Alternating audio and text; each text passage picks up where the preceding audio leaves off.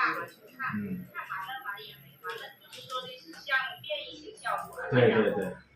化了一段时间吧，吃梦鲁斯特钠停了以后，完它又开始了。现在正常。吃这梦鲁斯特钠再换还是就有点害怕，一点不见效果。你那个过敏性体质，你不要吃那些西药，它就是寒体所引起来的。你越吃，到时候体质会越严重，它是把它压在体内，把那寒气堵在体内。你到时候越吃小孩子体质会越差，知道吧？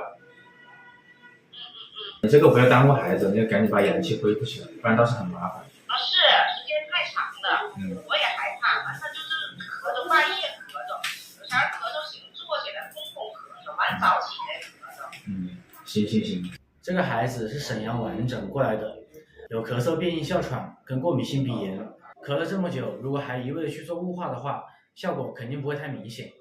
我给这个孩子用的方子是柴胡桂枝干姜汤，中药内服，通过肠胃吸收药物的四气五味，把孩子咳嗽先控制下来，及时更换食方去调理脾胃，然后到时候孩子体质恢复了，配合锻炼，提高免疫力，提高抵抗力，孩子自然就不会咳嗽了。